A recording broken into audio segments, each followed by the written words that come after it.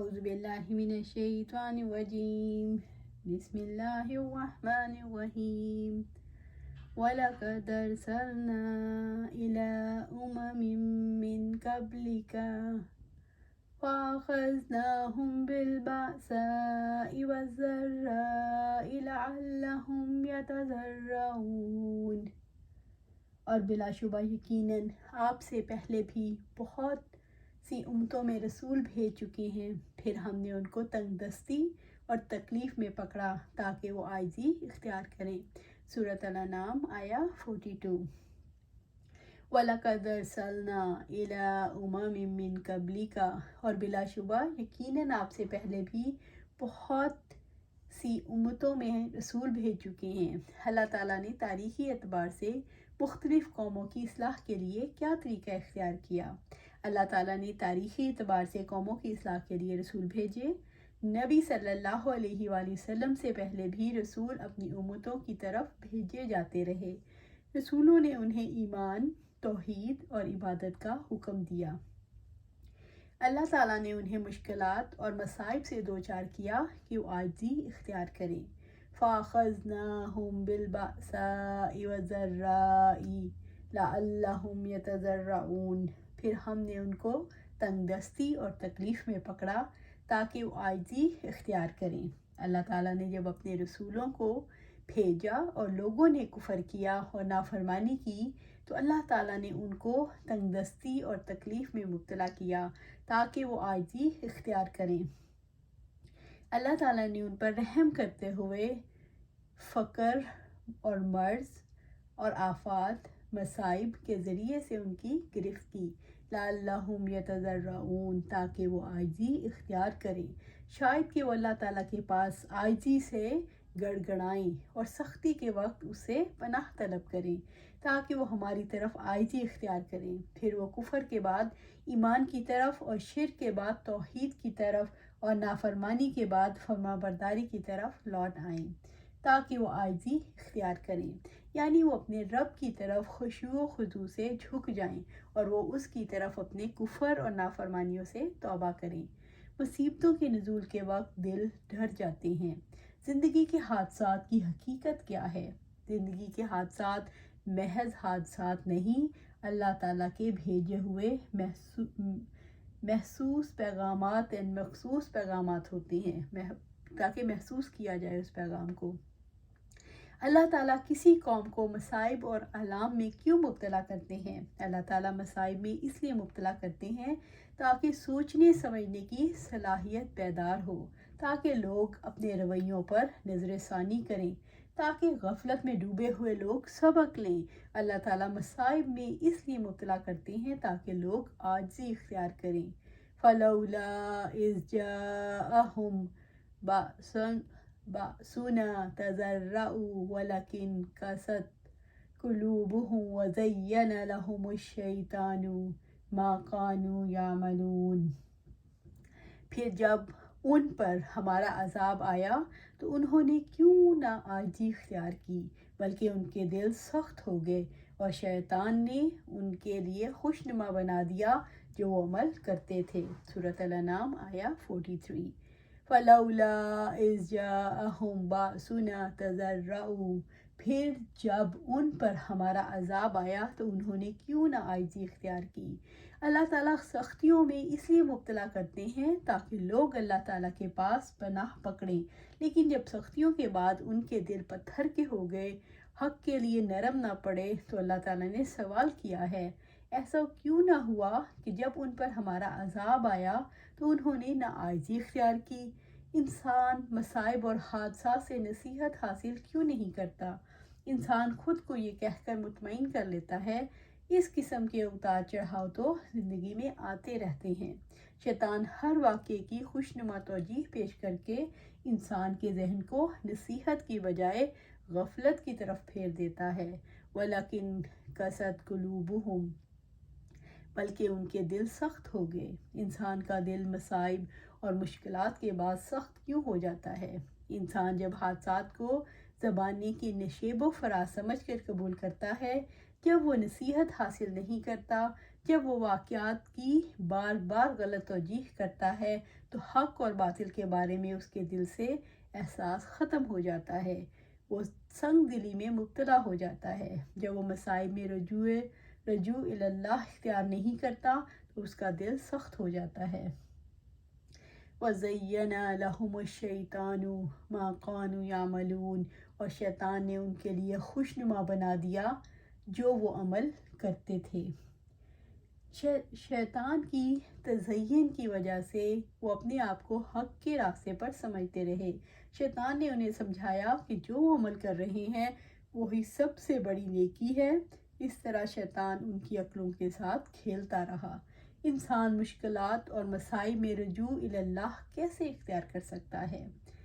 جب مصائب اور مشکلات میں انسان اپنے اندر جھانکے، جب مصائب میں انسان اپنے حالات پر غور و فکر کریں، جب انسان اپنے آپ کو اللہ تعالیٰ کے سامنے جھکا دیں، جب مصائب میں انسان اپنے تکبر کو چھوڑ کر سنجیدہ رویہ اختیار کر لیں، جب وہ اخلاص سے اللہ تعالیٰ سے دعا کریں کہ وہ یہ مشکلات دور کر دے اور اپنی رحمت کے دروازے کھول دے، جب وہ اللہ تعالیٰ کی پناہ کے سوا کوئی پناہ نہ پائے، جب وہ مصائب آتے ہی حق کو قبول کر لیں تو دل جاگ اٹھتے ہیں اور انہیں رجوع اللہ نصیب ہو جاتا ہے۔ انسان کا دل مشکلات میں نرم کیسے پڑتا ہے؟ جب انسان کی چشم بصیرت کھلتی ہے تو دل نرم پڑنا شروع ہو جاتا ہے۔ فَلَمَّا نَسُوا مَا ذُكِرُوا بِهِ فَتَحْنَا عَلَيْهِمْ أَبْوَابَ كُلِّ شَيْءٍ حَتَّى إِذَا فَرِحُوا بِمَا أُوتُوا أَخَذْنَاهُمْ بَغْتَةً فَإِذَا هُمْ مُبْلِسُونَ۔ جب انہوں نے اس نصیحت کو بھلا دیا جو انہیں کی گئی تھی تو ہم نے ان پر ہر چیز کے دروازے کھول دیے، حتیٰ کہ جب وہ خود ان پر اترانے لگے جو وہ دیے گئے تو ہم نے اچانک ان کو پکڑ لیا تو اچانک مایوس تھے۔ سورۃ الانعام آیا 44۔ فَلَمَّا نَسُوا مَا ذُكِرُوا بِهِ، جب انہوں نے اس نصیحت کو بھلا دیا جو انہیں کی گئی تھی۔ پچھلی قوموں نے کس چیز کو بھلا دیا؟ پچھلی اقوام نے اللہ تعالیٰ کو، اس کی تعلیمات کو اور آخرت کی جواب دہی کو بھلا دیا تھا۔ پچھلی قوموں نے کیسے خدا فراموشی اختیار کی؟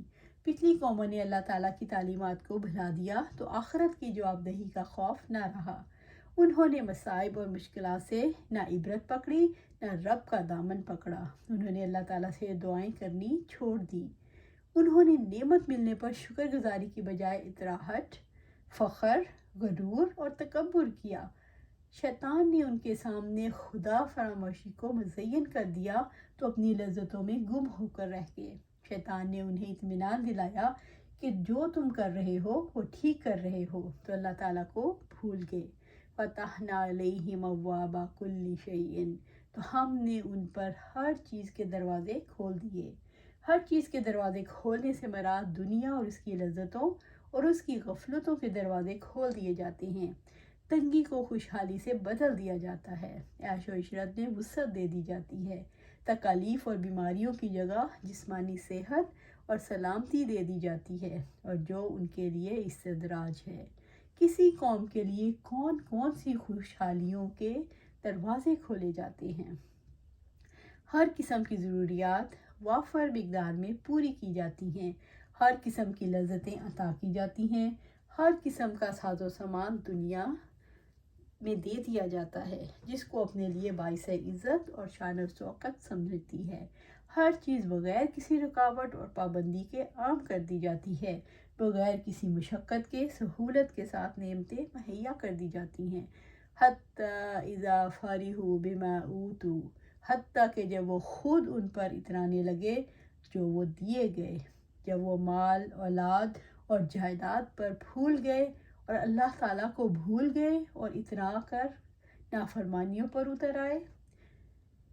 رسول اللہ صلی اللہ علیہ وسلم نے فرمایا، جب تم دیکھو کہ اللہ تعالیٰ نے دنیا میں اپنے بندوں کو نعمتیں عطا کی ہیں، بے شک وہ استدراج ہے۔ پھر اس آیت کی تلاوت کی، فَلَمَّا نَسُوا مَا ذُكِرُوا بِهِ سے لے کر وَالْحَمْدُلِلَّهِ رَبِّ الْعَالَمِينَ تک۔